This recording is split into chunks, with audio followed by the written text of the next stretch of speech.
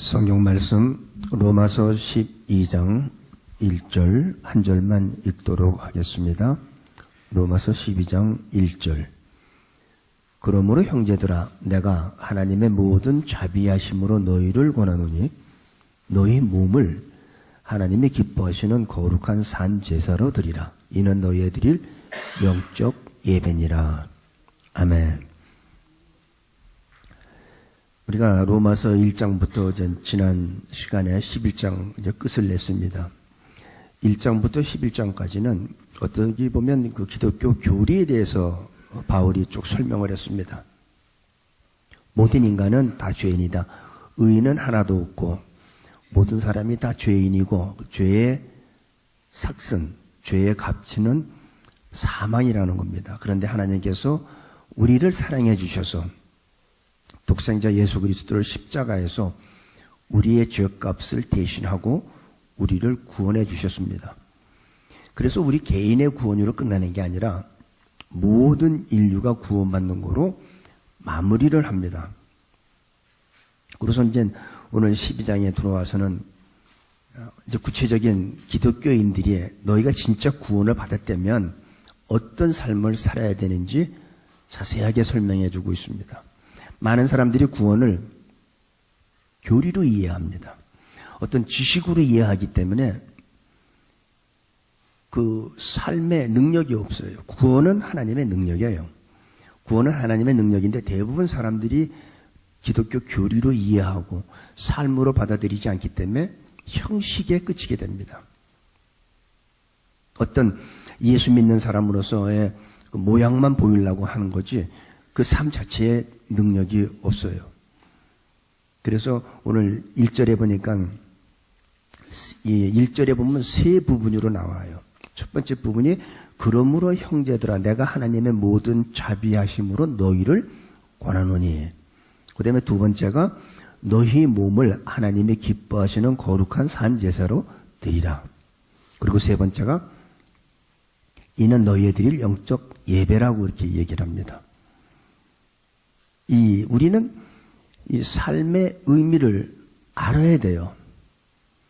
삶의 의미를 모르는 사람들이 열심히 살다가 나이 먹어서 하는 공통적인 얘기가 허무하다는 겁니다.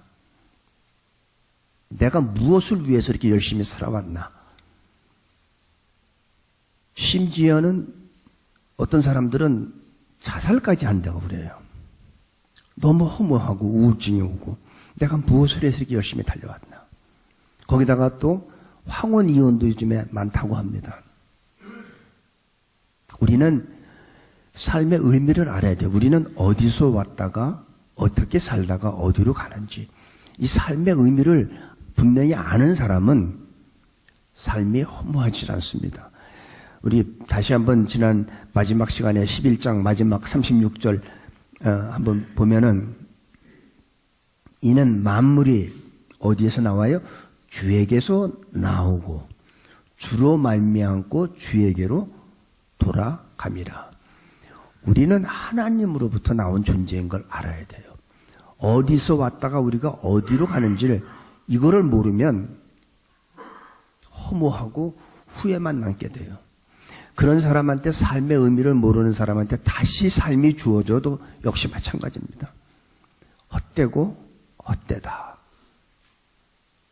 삶의 의미를 아는 사람은 돈을 벌어도 공부를 해도 결혼을 해도 그 삶의 의미가 있는 겁니다. 교회에서 우리가 봉사하는 것도 그래요. 교회론을 알고 봉사를 하면 아주 값지고 의미 있고 보람을 느낍니다. 근데 교회가 그냥 이런 건물이라는 것만 알면 교회는 이 건물이 아니죠. 이거는 예배당이고 교회는 예수 믿는 사람들이 모인 그 단체, 그 그룹이 두세 사람이라도 예수님의 이름으로 모인 게 바로 교회예요. 그래서 분명한 교회론을 알고 교회도 봉사를 해야지 무턱대고 봉사하는 게 아닙니다. 그걸 아는 사람들은 굉장히 의미가 있고 보람이 있습니다. 그래서 구원이 뭔지 아는 사람들한테는 구원받은 사람들은 어떤 삶을 살아야 하는지 오늘 자세하게 설명해 주고 있습니다.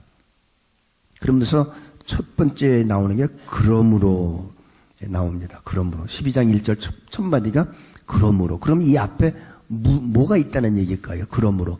뭐가 있으니까 그러므로 나오는데 그 앞에 있는 내용은 우리가 구원받은 것이 하나님의 은혜로 하나님의 선물이지 행위로 된 것이 아니라는 거죠. 행위로는 누구든지 구원받을 수 없고 하나님의 은혜로 선물로 구원받은 당신들이라면 너희들이라면 이제는 이렇게 살아야 된다 하는 얘기입니다. 그래서 그러므로 그러고서 나오는 게 뭐냐면 형제들아. 세상 사람한테 주는 얘기가 아니죠. 형제들한테 주는 거예요. 믿는 사람한테 주는 거죠. 그러므로 너희는 이걸 구원을 너희가 어떻게 해서 구원받은지를 알았다면 깨달았다면 이제는 이렇게 살아라 하는 얘기예요. 그러고서 주시는 얘기가 형제에게도 얘기를 합니다. 행위로 구원받을 수 없고 믿음으로 구원을 받아 의롭게 된다는 것을 깨달았다면 그걸 진짜 깨달았다면 이제는 이렇게 살라는 겁니다. 다른 사람이 아닌 형제에게 주는 거예요. 믿는 사람한테 준 거예요. 세상 사람한테 주는 얘기가 아닙니다. 전번에 설교가 끝났는데 어떤 집사님이 목사님 오늘 아무개 집사가 나와서 오늘 설교를 들어야 됐는데 이게 꼭 그분한테 딱 맞는 설교인데 그 사람이 빠졌다고. 아니죠. 나한테 주는 거예요. 그 사람한테 주는 게 아니라 나한테 주는 거예요. 설교하는 제 자신한테도 주는 거예요. 그러므로 형제들아. 그러면서 주시는 게 뭐냐면 내가 하나님의 모든 자비하심으로 너희를 권하노니. 예, 사도 바울은 하나님의 모든 자비하심으로 권한다고 그랬어요. 이걸 어떻게 지적하거나 정죄하거나 가르치는 게 아니라 내가 하나님의 모든 자비하심으로 너희를 권하노니. 이게 굉장히 중요한 겁니다. 설교자들이 강단에서 막 비판하고 잘못된 걸 지적을 하고 또 세상에서도 보면 정의를 부르짖는 사람들이 아무리 사람은요 꾸짖고 책망해서는 변하지 않습니다. 솔직히 여러분들 누가 바른 말하면 충고하고 바른 말하면 그게 내가 변하게 됩니까? 기분만 나쁘지? 웃기고 있네 지는 이렇게 되잖아요. 대부분. 괜히 상대방한테 내가 좀 약하면 겉으로 못하고 속으로 크게 하잖아요. 절대로 우리는 변하지 않습니다. 변하는 거는 하나님의 사랑으로 권하는 거예요. 이 바울은 굉장히 자기 자신의 겸손하고 영적인 바울의 모습을 우리가 여기서 찾아볼 수가 있어요. 첫 번째가 보니까 와서 하는 얘기가 형제들아 내가 하나님의 모든 자비하심으로 너희를 권하노니. 뭐를 권하냐면 너희들이 이렇게 살라는 거예요. 너희 몸을 하나님의 기뻐하시는 영적 제사를 드리라는 거예요. 그러니까 이 구약에서는 어떻게 했어요? 제물을 바칠 때 어떻게 죽은 제물을 바쳤죠. 죽여서 그걸 제물을 바쳤죠. 근데 여기서는 얘기하는 게 아니면 죽은 제물이 아니라 산 제사를 드리라는 거예요. 그러니까 너희들의 삶 자체가 예배가 돼야 된다는 거죠. 우리들의 삶이. 내 삶이 예배가 되지 않으면 대부분 여러분 경험했을 거예요. 교회를 다니다가 어떤 상처를 받고 교회를 떠나는 사람들이 많죠. 여러분들도 다른 교회에서 상처받고 떠나서 혹시 저에게 오신 분도 계신지 모르겠지만 대부분 교회에서 상처받고 떠나는 게 기독교가 잘못돼서 떠나는 거 아니에요. 예수님의 진리가 잘못됐기 때문에 떠납니까? 아니죠. 예수 믿는 사람한테 실망했기 때문에. 난 목사한테 실망했어. 장로님 어떻게 저럴 수가 있어. 대부분 사람들이 상처받고 떠나는 거는 예수 믿는 사람들한테 실망해서 떠나는 거예요. 아무리 할렐루야 아멘 하면 뭐합니까? 집에 가서는 독재자인데. 그러니까 누가 그 사람의 모습을 보고서 예수 믿겠어요? 안 믿어요. 그래서 상처받고 우리가 이 기독교인들의 이 삶이 얼마나 중요하냐면 예수 믿는 사람을 실족해 할 수 있어요. 그 사람이 완전히 상처받고선 예수님한테 실망한 게 아니에요. 예수님이 잘못한 게 아니에요. 기독교가 나쁜 게 아니라 예수 믿는 바로 우리들한테 상처받고 떠나는 거예요. 떠나서 그분이 다른 교회 가서 신앙생활 하면 좋은데 교회 가봤자 말짱 나보다 난 게 하나도 없더라. 그러고서 아예 예수님을 떠나잖아요. 믿음에서 떠나잖아요. 그러면 그 책임을 누가 질 거냐고요. 나는 믿는 소자 중 하나를 실족케 하면 연자맷돌이 얼마나 무거운지 모르지만 차라리 연자맷돌을 목에 걸고 바닷물에 빠지는 게 더 낫대요. 그러니까 그거보다 더 무섭다는 얘기 아니에요. 그래서 우리의 삶이 중요합니다. 교회에서는 할렐루야 아멘하고 세상에 나가서는 교회 문 밖에 나가면서 세상의 방법대로 살고 세상의 흐름대로 산다면 그거는 완전히 이원론적인 삶이죠. 교회에서는 거룩한 장로님이고 안수 집사님인데 세상에 나가면 우습게 보잖아요, 사람들이. 나는 교회를 안 다녀도 당신보다 나아. 당신 그러면서 왜 교회 다녀? 이런 소리 듣는 게 누구예요? 예수 믿는 사람들의 모습.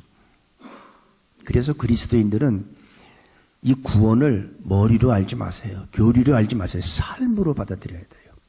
기독교 이 구원받은 자의 진실한 삶이 어떠한 거냐면 너희 몸을 이렇게 써요. 너희 몸을 하나님이 기뻐하시는 거룩한 산 제사로 드려라. 요즘 세대는 구원은 있는데 구원받은 삶이 없습니다.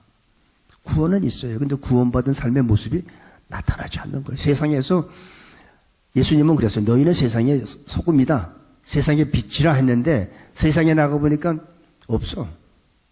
다 어둠이야. 구원은 있지만 구원받은 삶이 없는 것이 현실이고 그것이 결국은 교회의 타락을 가져오게 됩니다. 여러분 숫자가 많다고 진리가 아닙니다. 아무리 숫자가 많다고 해서 거기에 진리가 있는 게 아니에요. 진리가 있는 데는 영향력을 미쳐야 됩니다.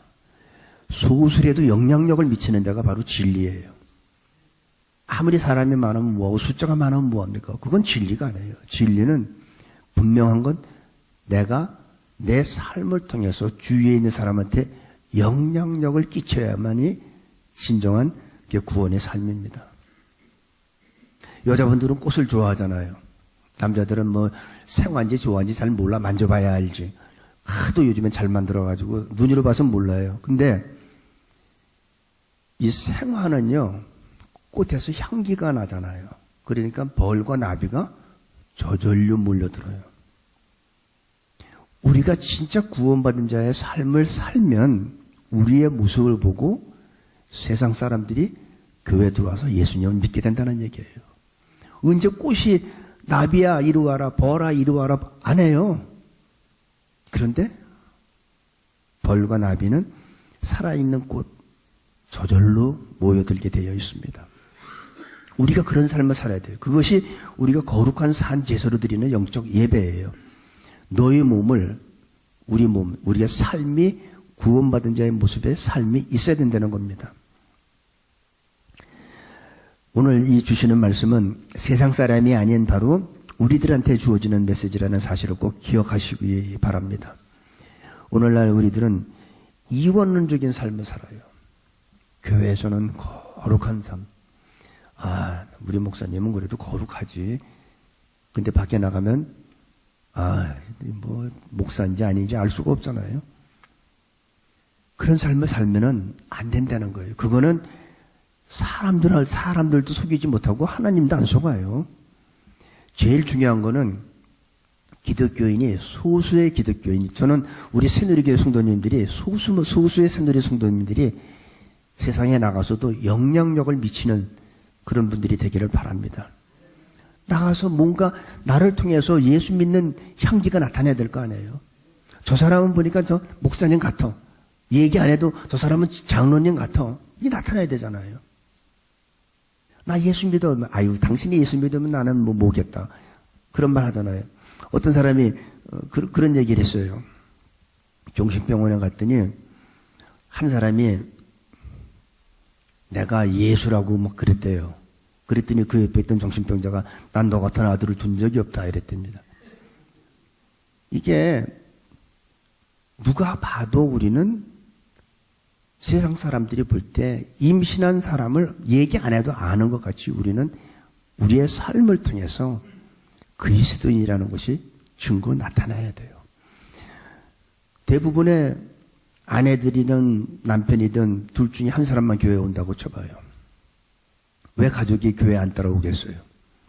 내 삶이 가정에서 그만큼 영향력을 주지 못했다는 거예요. 아, 이 사람이 교회 나가더니 완전히 딴 사람이 됐어. 하면서 나도 한번 교회 나가보고 싶다라는 마음이 있어야 되는데, 당신 보니까 뭐 교회를 몇 년 다녀도 보니까 차라리 뭔가 영향력을 주지 못해서 못한 결과라고 저는 이렇게 단정할 수는 없지만 저는 그렇게 생각이 들어요. 나를 통해서 우리 가족이, 내 주위에 있는 사람들이 영향력을 받는다면 그 사람들도 분명히 예수님을 믿게 된다고 저는 확신합니다. 세상의 법대로, 세상의 방법대로 살아가면 안 됩니다. 그런 사람들이 또 특징이 뭐냐면 다 그렇지만 안 그런 사람이 누가 있어? 그렇지 않아요. 우리는 소수지만 세상에서 빛의 역할을 해야 돼요. 우리는 세상에서 소금의 역할을 해야 돼요. 그렇지 않으면 우리는 제대로 사는 게 아니에요. 우리는 구원받았지만 구원의 삶은 없는 겁니다. 예수님은 너희는 세상의 빛이라고 그랬어요. 어둠 속에 들어가면 나를 통해서 어둠이 밝아져야 돼요. 썩어가는 세상 속에 내가 들어가면 방부제 역할을 해야 돼요. 맛이 없는 곳에 맛을 내야 됩니다. 우리는 세상에서도 하나님의 자녀답게 살아야 한다는 것이 오늘 주시는 말씀입니다. 그리고선 내가 하나님의 모든 자비하심으로 너희를 권하노니. 바울은 지금 하나님의 자비하심으로 너희를 권하노니. 조금 아까도 얘기했지만 설교자와 또 이렇게 정의를 실천하겠다는 사람들은 보면 대부분 사람들을 이렇게 책망하고 꾸짖고 합니다. 근데 절대로 남편이 아내를 아무리 억압을 하고 겁을 줘보세요. 그 아내가 변하나.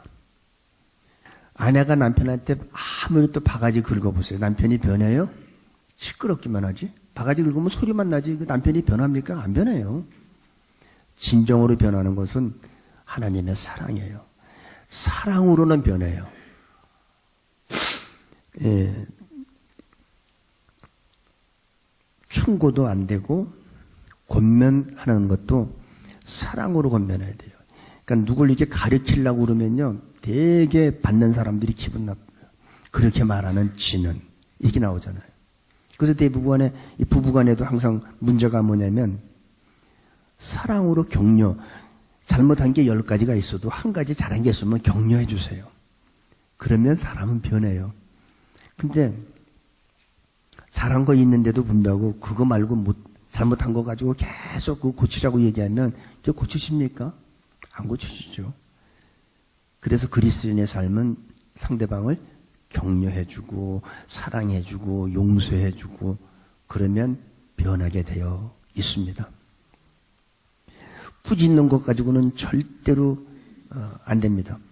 사랑으로 감싸주는 법을 우리는 가르쳐줘야 됩니다. 그것이 예수님의 전 방법이라고 생각해요. 예수님은 마땅히 하늘과 땅의 권세를 가진 분이시잖아요. 예수님은 마땅히 우리를 꾸짖을 수도 있어요. 우리를 책망할 수도 있어요. 근데 예수님은 그렇게 안 하셨어요. 예수님은 오히려 십자가에서 희생했어요. 그게 사랑이에요. 로마가 멸망한 게 어떤 누구 외부의 공격으로 멸망한 게 아니잖아요. 기독교의 사랑이 그 거대한 로마 제국을 무너뜨릴 수 있었습니다. 사랑밖에 없습니다. 예수님은 얼마든지 야단치실 자격이 있었지만 그렇지 않았어요. 우리 새누리교회 성도님들, 우리 모두는 야단치는 행동을 하지 않기를 바랍니다. 부모는 자녀를 야단치지 마세요. 야단친다고 제가 우리 두 아들이 있는데 잘할 때 야단도 쳐보고 뭐 때려도 봤는데 안 되더라고요. 그래서 하루는 우리 둘째 아들한테 또 잘못했어. 그래서 너 몇 대 맞을래 했더니 약어 가지고 꼭 한 대밖에 안 맞는데지. 걔는 꼭 한 대. 아무리 잘못했어도 한 대야. 그래서 하루는 매를 때리지 않고 매를 우리 아들한테 줬어요. 아빠를 때려라. 아빠가 너를 잘못 가르쳤으니까 네가 아빠를 때려라. 그랬더니 지가 어떻게 감히 아빠를 때립니까? 제가 언성을 높이면서 아빠 때리라고 그랬더니 얘가 한 대를 저를 때리고선 그렇게 울더라고요. 울면서 애가 바뀌었어요. 제가 때렸으면 그게 안 바뀌었을 거예요. 근데 네가 나를 때려라. 아빠가 널 잘못 가르쳤으니까 아빠가 맞아야 된다. 그리고 걔가 울면서 그 후로 싹 고쳐졌어요. 저는 이거 직접 경험해 본 거고 우리 집 가족 얘기하니까 또 집사람이 좀 약간 부끄러워할지 모르겠지만 이 사실이 있었던 얘기예요. 그리고 바뀌어졌어요. 그래서 사람 바뀌는 거는 혼내고 꾸중하고 그러는 게 아니라 사랑이다. 거기에 변화되는 것을 저는 봤습니다. 기도하시고 사랑하고 용서하고 격려를 한번 해보시기 바랍니다. 사람은 반드시 사랑으로 대하면 변하게 되어 있다고 저는 믿습니다. 물론 한순간에 변하진 않아요. 목사님 내가 우리 남편한테 이렇게 했는데 안 변하대요. 한순간에 변하지 않습니다. 여러분 아이 낳았다고 그 갓난 아이가 낳자마자 막 뛰어다닙니까? 아니죠. 애가 태어나면 한 돌쯤 되면 이제 그때부터 걷기 시작하잖아요. 그 걷는다고 뛰진 못해요. 하지만 걷다가 한두 걸음 걷다가 넘어지고 또 걷다가 넘어지고 하지만 나중에는 어때요? 뛰고 달리잖아요. 우리보다 더 빨리 달리잖아요. 그와 마찬가지로 너무 조급하게 생각하지 마세요. 사랑과 격려만 하세요. 그러면 천천히 변하게 되어 있습니다. 나중에 보면 나보다 앞서가 있는 모습을 우리는 발견할 수 있습니다. 분명한 것은 결국에 가서는 뛰고 걷고 달려간다는 그 사실을 꼭 기억하세요. 한 숟갈에 배부른다는 말이 있잖아요. 배부르지 않다는 말이 있잖아요. 그냥 금방 내 남편이 안 변한다, 내 아내가 안 변한다. 그것 때문에 걱정하지 마시고 꾸준히 하면 됩니다. 그리고 보니까 너희 몸을 하나님이 기뻐하시는 거룩한 산 제사로 드리라. 제사에서 가장 중요한 거는 제물이에요. 제물은 말이 없어야 돼요. 제물이 제단에 딱 얹었는데 거기 말이 없잖아요. 제물은 그냥 받쳐지는 거예요. 제물이 왜 나를 다리를 잘랐니? 왜 몸통 부분을 이렇게 만들었니? 그거 안 해요. 제물은 말이 없어. 거룩한 산 제사로 드릴 때 우리는 다 하나님께 드려야 되는 제물이에요. 제물은 말이 없습니다. 제물은 희생되는 겁니다. 제물 없는 제사는 없습니다. 여러분이나 저나 우리는 하나님 앞에 드려야 되는 제물이에요. 제물은 원망도 하면 안 돼요. 그냥 희생하는 거예요. 하나님을 위해서 내가 내 몸을 바쳐주는 거예요. 그러면 그걸 산 제사로 드리려면 구약에서는 이 동물을 잡아서 죽여서 이렇게 죽은 시체를 갖다 놓고 제물을 드렸지만 우리는 산 제물이에요.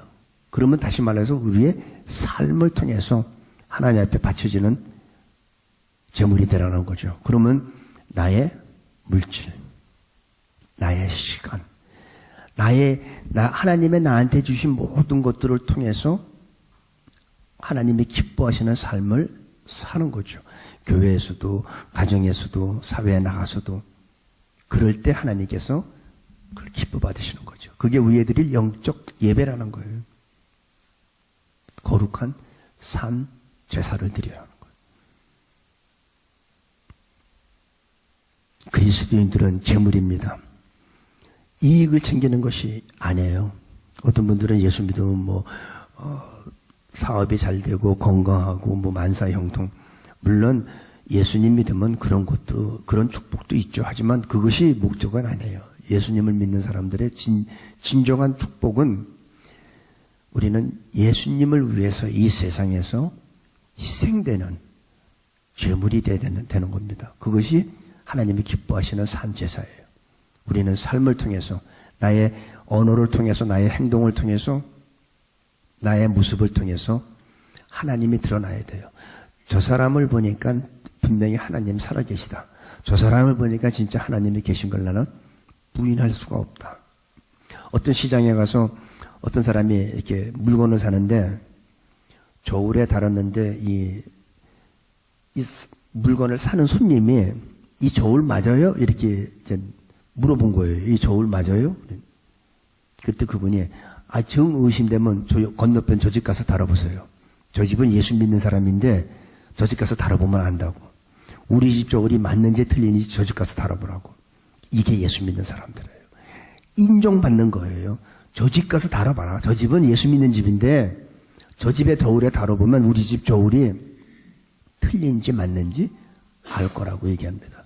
이게 삶 속에서 우리가 거룩한 산 제사로 드리는 우리의 모습입니다. 예수 믿고 건강해지고 부자가 되고 축복받는 것만이 기독교가 아닙니다. 기독교의 참된 모습은 재물이 드리는 거고, 자기의 몸을 드리는 거고, 내 시간을 드리는 거고, 내 재능을 드리는 거고, 내 물질을 드리는 거고, 내 마음을 드리는 거예요. 그게 하나님을 사랑하는 거죠. 하나님을 사랑하는 것은 이웃을 내 몸과 같이 사랑하는 것이 바로 구원받은 자의 전 삶이라고 생각합니다. 이것이 예배예요. 그리고서 뭐라냐면 이는 너희에 드릴 영적 예배니라. 여러분 오늘 교회에 와서 예배 드리는 거 이것만이 예배가 아니라는 거예요.